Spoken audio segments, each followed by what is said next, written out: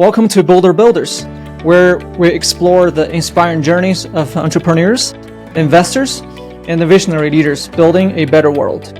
Join us for conversations on business innovation, investment strategies, leadership, and the forces driving success.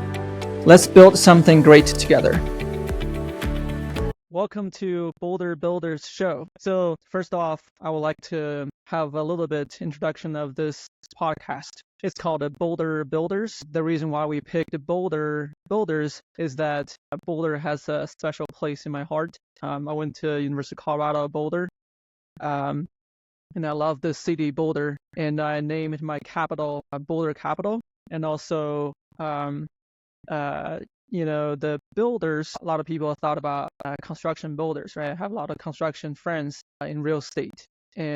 But this builders really refer to builders of different industries, a better world, builders of a better community. Yeah, so I love this name. So today I'm so excited to have my friend Daniel Kim coming to this show. Hi Daniel, how are you today? I'm good. How are you? Good. Yeah, so would you like to give us a short introduction by yourself? Yeah, I'm a business owner. I've been business owner. I was part of a family business for a while, like over a decade, and then took over that family business a couple of years ago. What we do is we buy and sell used office cubicles, and along with that, another family business that we do is we do real estate as well. So I grew up in real estate, and I grew up in the cubicle business. So that's my background. Yeah, I just got to know about it today. Yeah. So it's a very entrepreneurial family. Yeah, very, very entrepreneurial, and my parents definitely worked really hard. They're both immigrants, and they achieved the American dream, and they went in business for themselves, and it's just awesome seeing that, and just working with them and having their work ethic passing on to me is such a great blessing. Well, that's really great to hear. So speaking of your family, I know you were born in the States and grew up here, right? Yes, that's right. Yes, East Coast. Okay, what about you? Yeah, my parents both were born in Korea. They're both South Korean, and my dad came when he was 24. So he actually had to borrow money to come here. So it wasn't that he had no money in his pocket. He was in the negative, right? Yeah, but my dad was 24 when he came here, and then he and my mom were arranged. They had an arranged marriage because their parents knew each other. My grandma on my dad's side and mom's side, they were really good friends. And then they're like, oh, we have two kids. Why don't we, do an arrange or get them to meet? And then they did, and they decided to get married. And yeah, after that, that's how it happened. Yeah. So they met in Korea, right? Yes. So they met in Korea. Yes. So what made them move to the States? Well, my dad was already in the States. So when my dad was in the States, my mom was still in South Korea.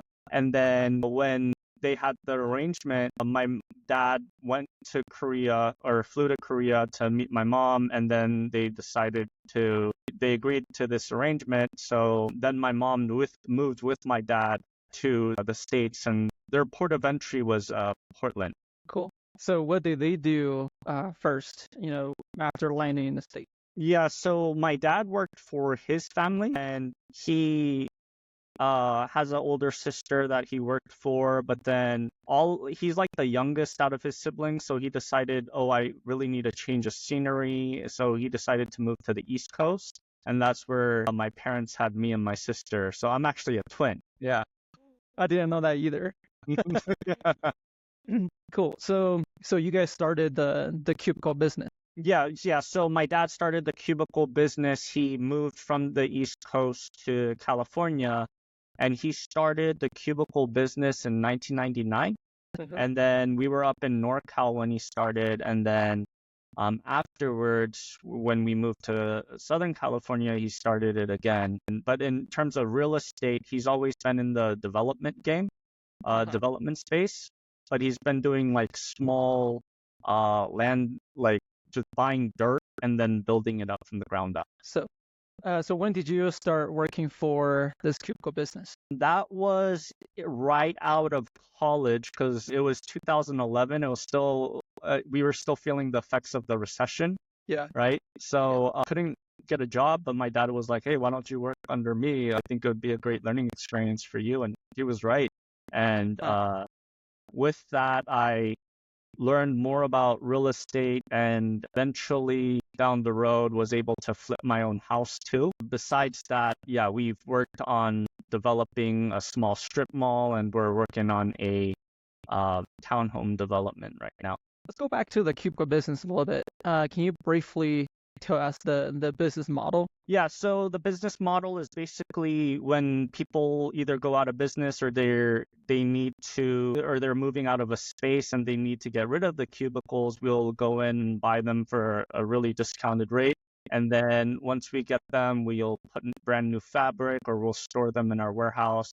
And once we get an order in for cubicles, we'll make them look nice, and then we'll deliver and install and provide them a quote, 3D design, everything like that. So we do everything A to Z.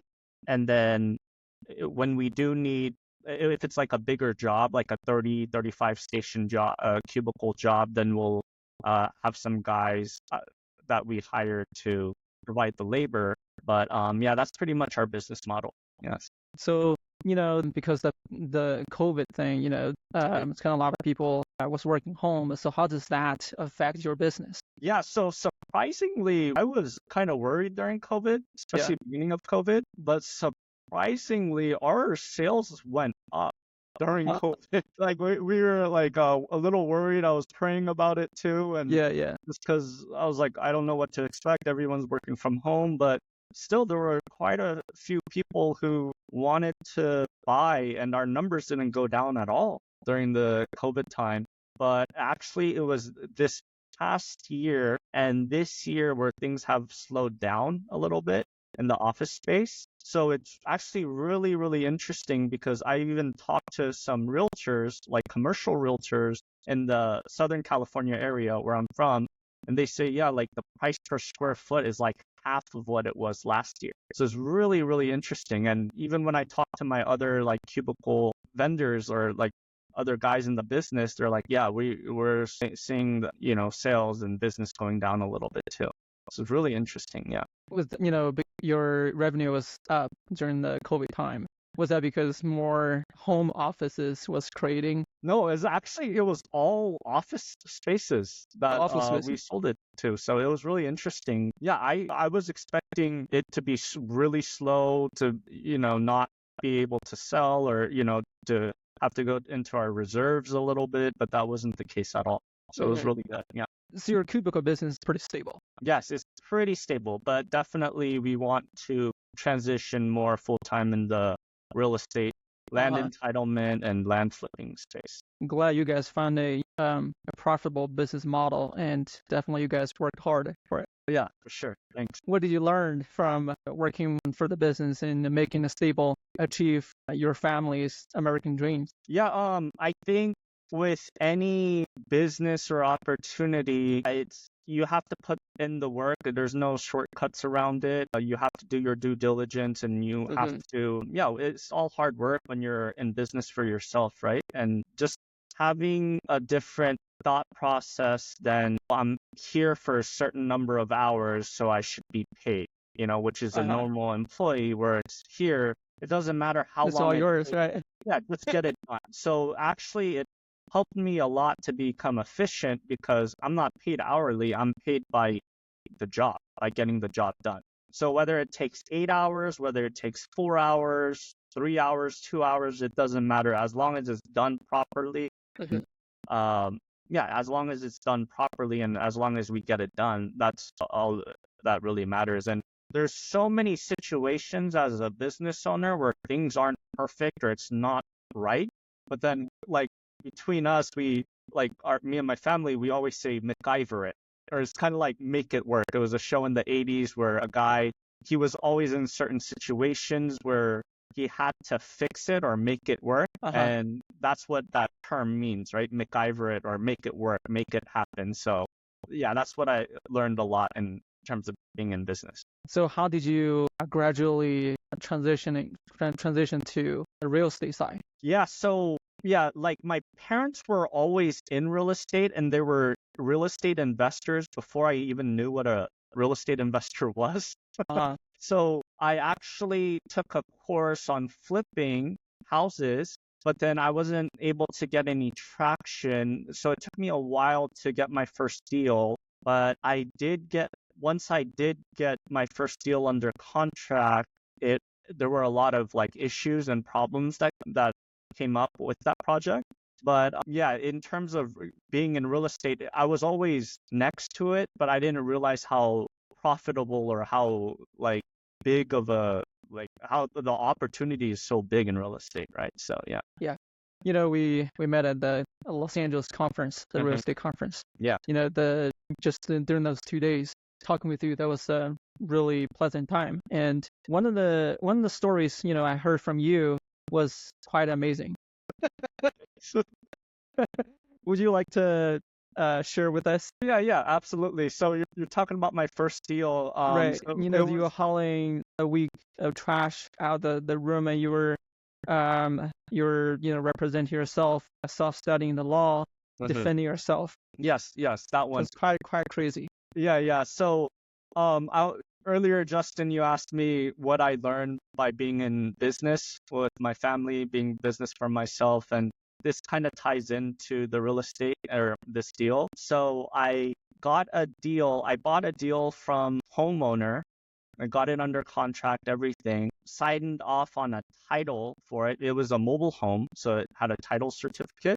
Mm-hmm. But unbeknownst to me, this owner sold the property to a second buyer. So she sold one property to me and to another buyer. So you can't sell one thing to two people. That's illegal. That's fraud.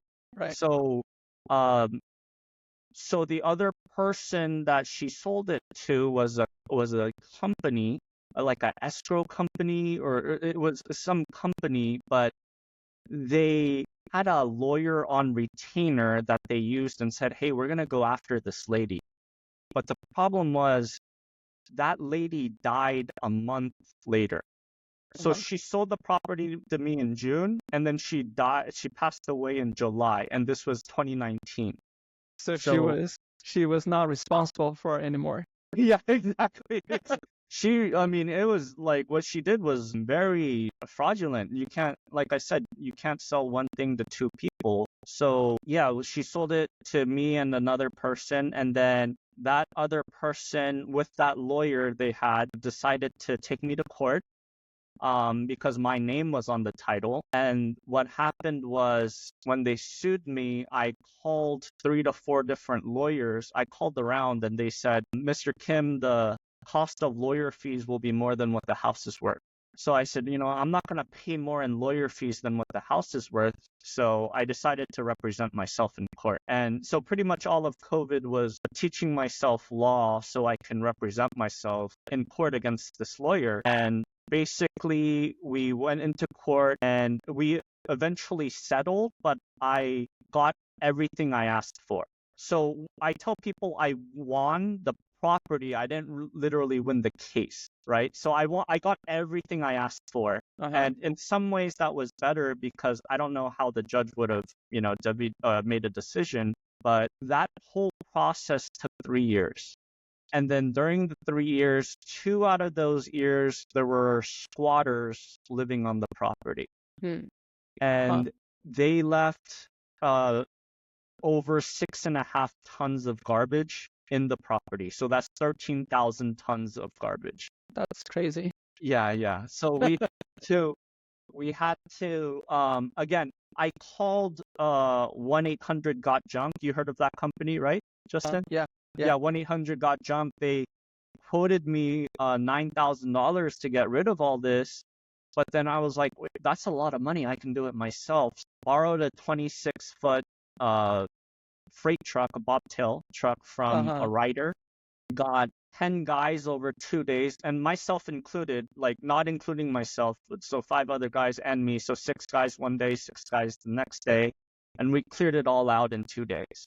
How much So we did you spend on those guys oh to hire the? about almost $1,000 in labor.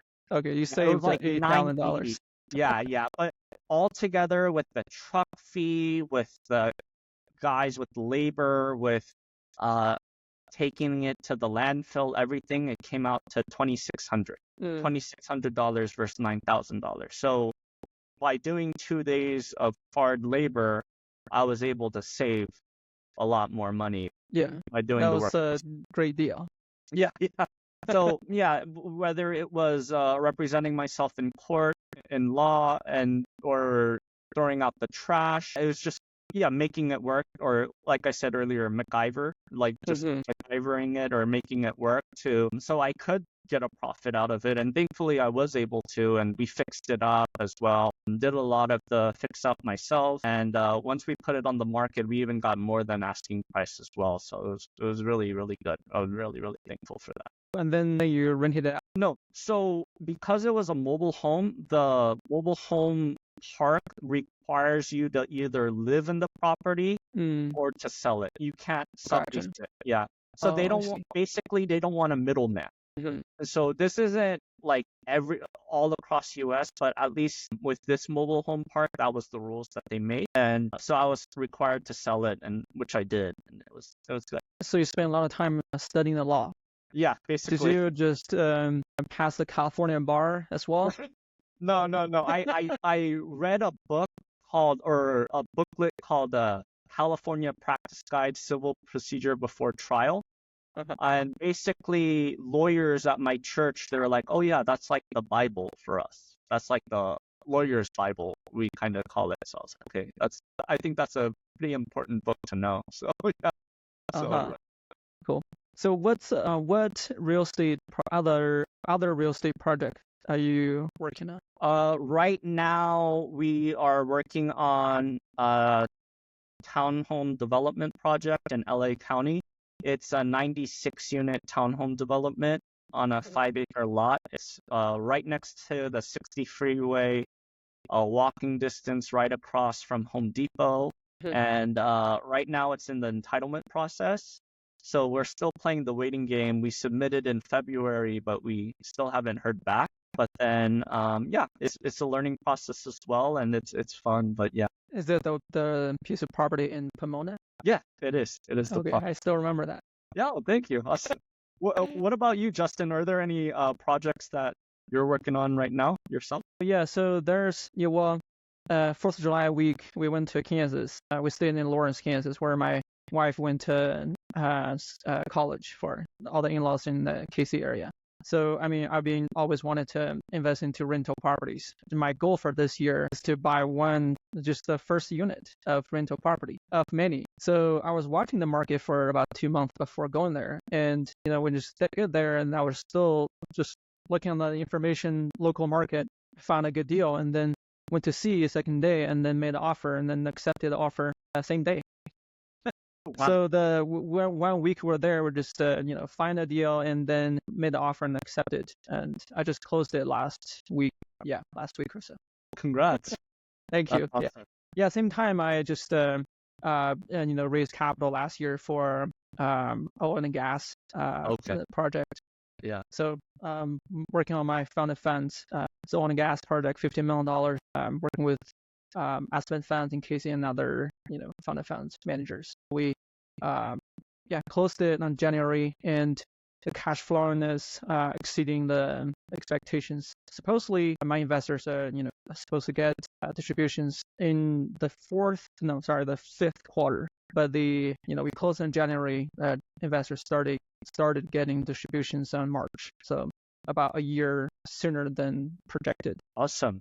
And what are the projections you're seeing for that right Yeah, now? those are oil and gas project. This one is super great. It's about 30% annual returns, so 10x in 10 years. There's several factors that goes into it.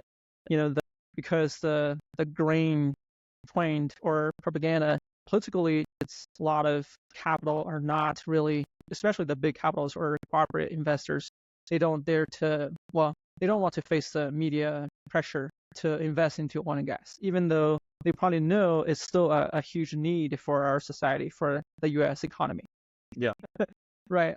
Green energy, we're not against green energy. It's just the technology is not there yet. It's not so efficient. And, it takes us a lot of energy to actually produce those electricity. So still rely on 60-70% of, on fossil fuels, oil and gas, coal, in the States. Yeah, so there's not so much capital in this field, but a lot of great assets there. I mean, also, the fund also worked with a major, industry that expert in the industry. So a lot of deals flow through his company, and then we were able to catch great deals. $50 million asset we acquired, market value probably like $150 million. So that's why we gain a lot of equity in the first place right after acquisition. And I'm gonna improve the operations and equipment, increase 30% daily production, pure cash. So that's how we could get 10x in 10 years. Yeah. Also, I just finished the legal documents for a private credit fund to loan to some real estate projects. So I will start raising capital for that next month. Awesome. Yeah. So I'm excited about those projects. I like thinking about economy, economics, thinking about investments, and also I'm so glad that we're in the States. Yeah. America is still, it's a great place for business owners, entrepreneurs, investors to achieve their dreams. Yeah, absolutely. So what was your so you agree on that, right? Absolutely. I mean, just seeing my parents and how hard they worked and how they were able to achieve the American dream themselves, and because they came here with nothing, and I've seen firsthand, or I worked with them and saw how they literally had nothing and then worked their way. Because it's having that opportunity, right? Mm-hmm. It's like everyone has the opportunity to make something of themselves, and this country allows that. It's such a great. Yeah, it's sad to see, and it's really great to see people here, put on the work with some proper business plans. They work hard for their business. They could achieve a lot in this country. A lot of them, right? Yeah. So sad to see, in a lot of countries in the whole world, actually people work as hard, but they don't really have as high returns. They're, compared to the people in the States at all. I mean, I come from China, your parents from South Korea. So yeah, so I just I really appreciate this country providing those amazing opportunities for people. Yeah. Absolutely. What do you think? I mean, you definitely didn't live in another country out of the States, right? So what do you think make America great economically? Let's see. I think it's economically, it still is, it provides the opportunity. I think what you said earlier too, like there's people across the world that work just as hard as we do, but the top end, or the ability to profit or to take advantage of those opportunities, or to cash in on those opportunities, is not as great as I believe in this country, where it's just the ability to go in business for yourself, and to go in business for yourself, and provide for your family and for your loved ones. Yeah. Right. So I mean, there are not so many difference between, say, America or Canada, Australia, and politically. So when I think about those, the first thing I actually think about is like political differences. If the government or the government people voted that they create a kind of like a market economy, right? Have the provide opportunity for people to compete freely in this market, and people, if they create an environment that entrepreneurs have the just freedom to be creative. Mm-hmm. Yeah, just compared to many different countries. That's why so many people immigrant to this country. Yeah, absolutely. I think it's a country where when you create value for yourself and you present that value to the marketplace, you're going to be compensated for that, generally speaking, right? So yeah, absolutely. And there are many places in the world where that's not the case. I just hear my kids riding the scooters on the deck. That's awesome. Um, yeah. So what do politics really plays in a big role in any countries. The proper policies could really bring a country up, and really, some policies could totally take a country down. It does not take it's taking no time. Absolutely. Look at North Korea and South Korea. The people are exactly the same for same people, same nation, right? Same for thousands of years, just from 1945 or 50. Just those look at they follow different system, and that totally bring the two countries like two different worlds. Yeah, absolutely. Right.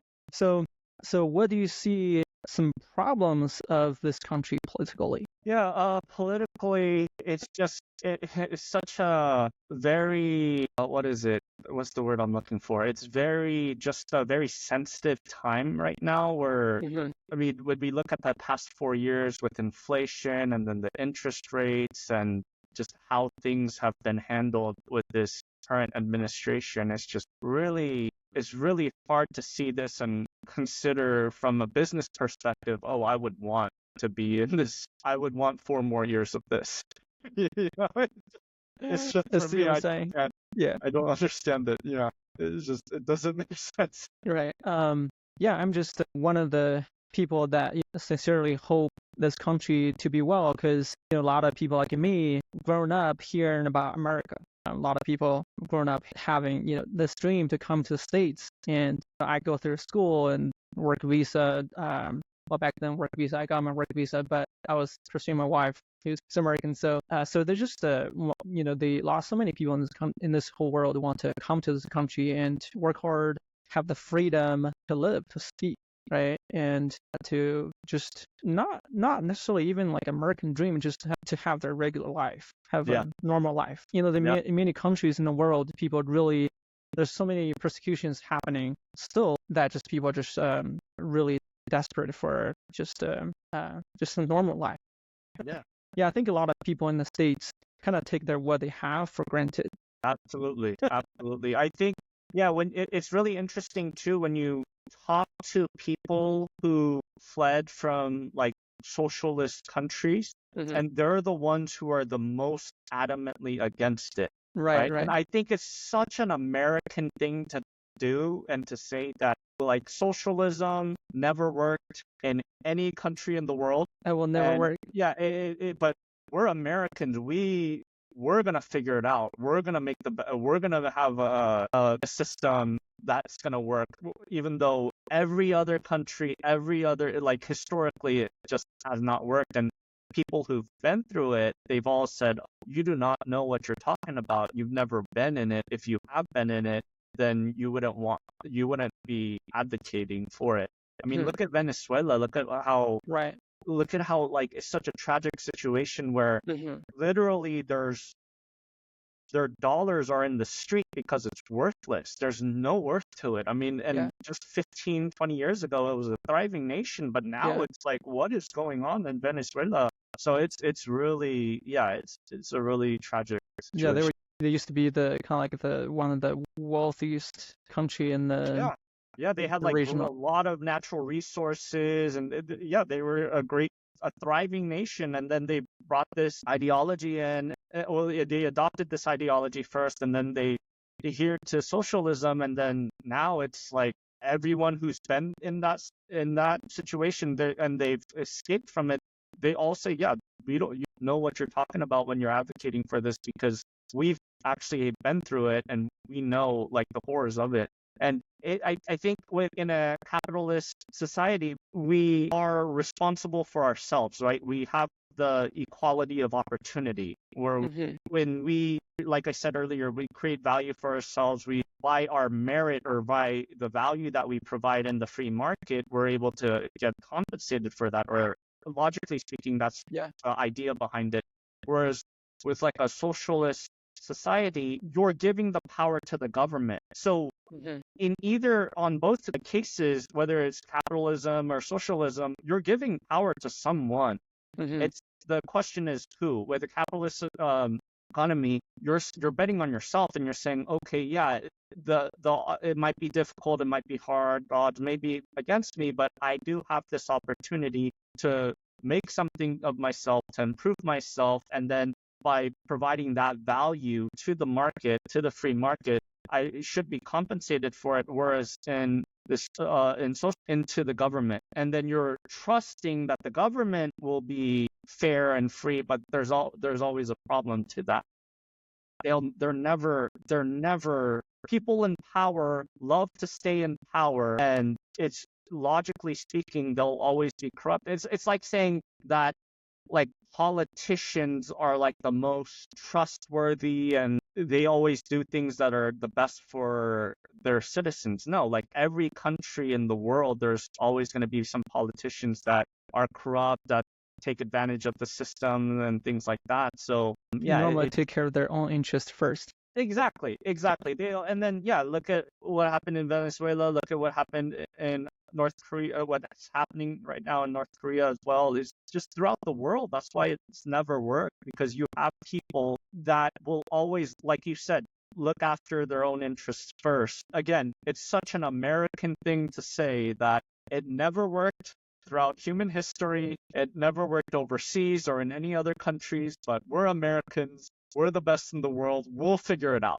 But other people, it's just nonsense. I told my wife and a few of them, American friends here are saying, well, I think a lot of Americans should, work in a country like, out of the United States, live there for a year or two, and not teaching English. Find a regular job, live there, spend the current, the local currency, make the own local wage, and really observing, living there, not just being a tourist in the country. And I think a lot of them come back to the States, they'll be more grateful for this country. 100%. You mentioned it earlier too, like we really do take for granted what we have here, right? And it's always like having that complaining attitude instead of having an attitude of being grateful and thankful for the opportunity you have, right? Mm-hmm. And I think that's where it stems from, where when you have people who complain, it really attracts other people who complain as well. And that's how that kind of spirit grows. When you have an attitude of being thankful for the opportunity, then you can start and work to improve yourself and to make something of yourself.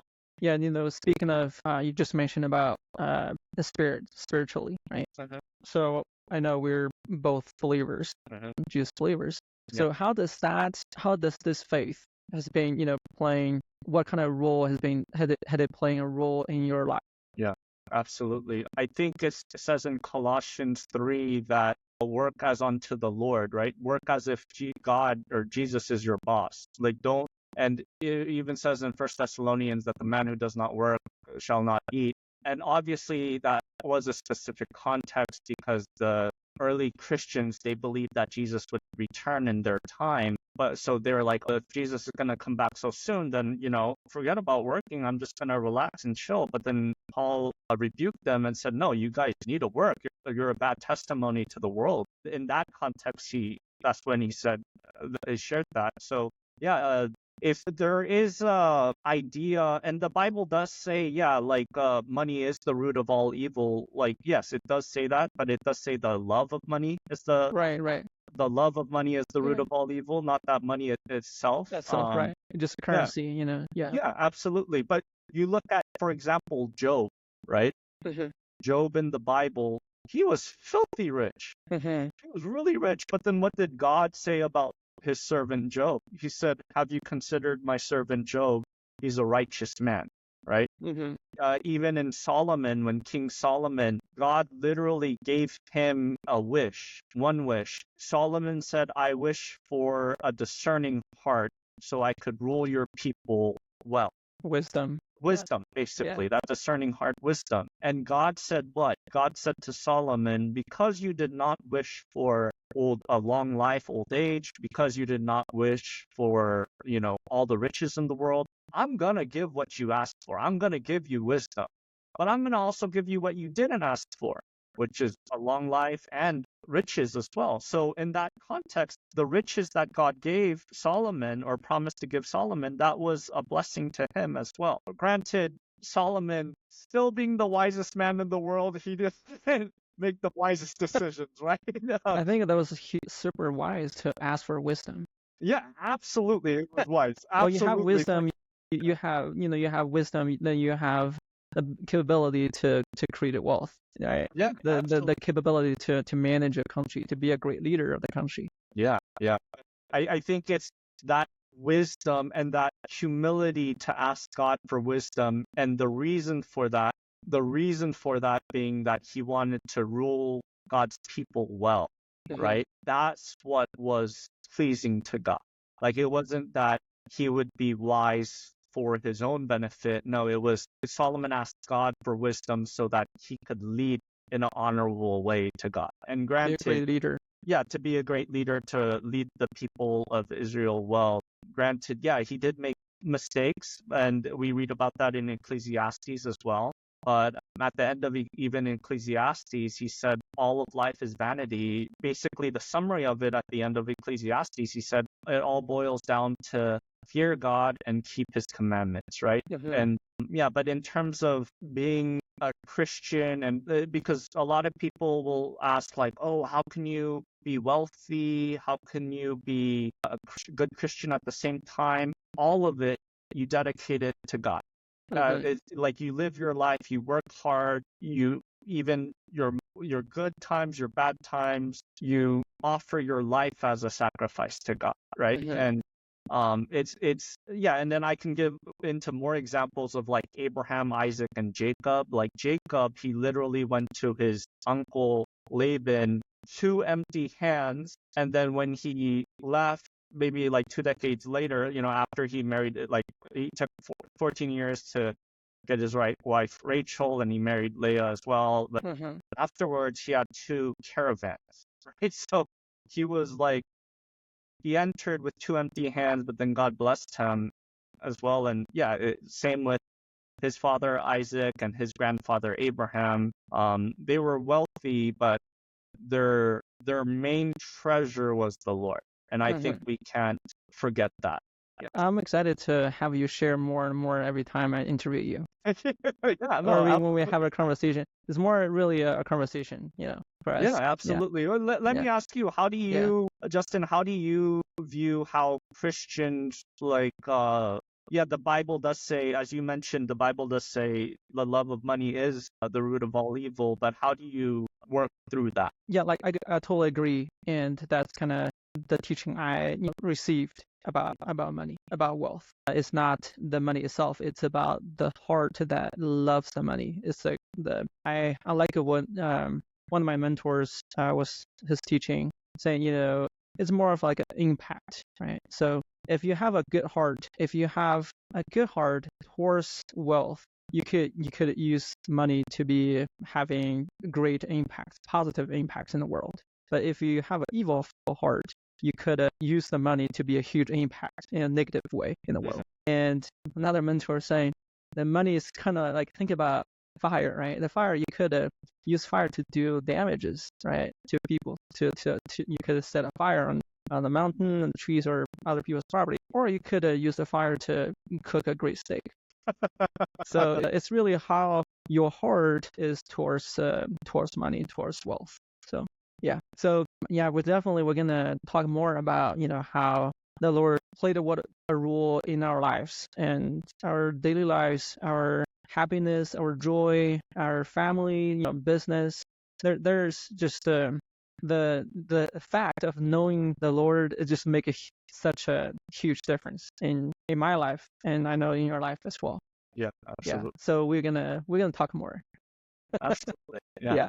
Another thing I would like to kind of touch a little bit by the end of this conversation is education. Politics, economics, investment. Another thing, education is something I kind of care about. Kind of like a Northeast Asian, like in that region particularly, just to particularly care about, really value, good education, right? So what's your experience, your education experience in the States, in terms of the education you receive from your parents, schools, or then public school or private? to college. How does that play a role in who you are today? Yeah, I graduated with a bachelor's of science with an engineering degree in UC San Diego and went through the public school system as well. Yeah, I think 80 to 90% of it I don't use, like engineering or That's calculus kind of and like a algebra. worldwide thing. Yeah, yeah. It's like we learn so much of these things, but then we don't learn about finances, for example, right? That's Uh-huh. the thing that I feel finances, like doing finances, is not rocket science. It's not calculus even, right? It's Right, right. very simple math, but it's not taught. And I wish that they would teach it in the public school system because I had to learn it outside of the public school system. And in terms, because you asked about my family and my parents, they more showed it to me through their example first and foremost, and Yeah. just I mean they have like I believe their credit scores are like in the 830s or something like Uh-huh. really good, and just trying not to be in debt and things like that too. They're more Good steward. conservative. Yeah, to be a good steward and things like that too. I'm a little more consumer friendly than my parents, so I spend a little bit more than they do. But still, that frugal mentality, it definitely is there. But in terms of, yeah, so in terms of my education, I'd say more of the practical things are more from the example and the things that my parents have taught me. Whereas the public school system, like I said, I wish they did a better job in terms of teaching about whether it's economics, especially like finances. Everyone has to deal with their finances, right? And it's crazy how so many people are in like whether a credit card debt or they just don't have a grasp of it. And I wish more people did. Yeah. Yeah. I kind of, Donald Trump recently talked about kind of decreasing some or getting rid of the Department of Education, the Yes. federal government or something. So I kind of agree on that. Well, I don't know, not I'm not an expert on that. I just agree on a mindset of kind of having a smaller government that taking care of our education. The government itself is not efficient, and it's not an exception in the education field. A lot of controversials about what public school is teaching nowadays in the States. I just hope this country will give people, or the people here will decide by their vote to have more freedom to themselves on what their kids' education is like, what kind of education their kids receive, and just have more freedom on that. That's kind of my hope. As a person, not born or grew up here, but came to the States after college, right? So, just based on my experience. No, absolutely. I think Donald Trump, his whole thought process is let's put education back to the states. Let's have the states decide what's right for them instead of having this department where it's not doing well. And what you said about the government, yeah, I mean, I think here in California, there was billions of dollars set for the highway, the speed rail system, and like it hasn't been built yet. And it was like it passed in 2008, and like those billions of dollars went somewhere. We don't know where it went, but it didn't go for the infrastructure because it hasn't been built. So it's crazy how like the government, how inefficient and how poorly they do things. I do agree. It could be much worse. Like some countries I know, the corruption situation is much, much worse than it is in the States. So I know, the States has a balanced power, right? As a competition in the government, there's different parties. Yeah, so if there's no competition, think about it, it's just in some other countries, there's just a much worse scenario. So I just hope this country, people would still be alertful about how much power you want to give the government. Yeah, not let them dominate your life. I don't know if you heard about what recently passed here in California. There's a Senate bill that Gavin Newsom passed, and because of it, Elon Musk said he's going to move SpaceX and to Texas. To Texas. And I believe he's going to move X as well to he said he's going to move X as well to Texas too. It's just insane how a lot of these policies that are being pushed for, it has nothing to do with education. Has nothing to do with education. It's really sad, but I wish it did. And those policies really has a huge impact on entrepreneurs, right? Yeah, absolutely. I mean, on people's kids' lives, and a lot of families have a impact on families and kids and business. Yeah. Cool. Hey, this will be the first conversation, of many.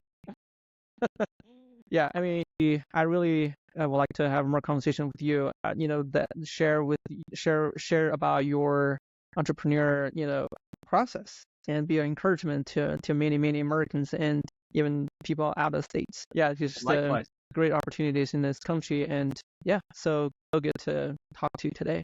Thank you so much for having this conversation. Yeah, sounds good. Yeah, thank you too, Justin. I really appreciate it, and definitely looking forward to it too. And it's just always great to see a fellow Christian brother with similar, conservative Christian values as well, that not only wants the best for himself and his family, but we both want the best for our nation, for our country as well. And we want people to say, hey, this is a great country. And yeah, we're not perfect, but there's such a great opportunity here. And if we work hard and we own up to our mistakes and our failures, and at the same time take the consistent action to be successful, hopefully we can achieve this American dream as well. Yeah, sounds so good. Well, looking forward to more conversations with you. Sounds good. Thank you, Justin. Appreciate it. All right. Bye, Daniel. Thank you for joining us on this episode of Boulder Builders. We hope our conversation today inspired you to think strategically and build better. If you enjoyed this episode, please subscribe, leave a review, and share it with others who are passionate about making a positive impact. To learn more about Boulder Capital and learn how we are supporting innovative ventures, visit bouldercapital.co. Until next time, keep building and stay inspired.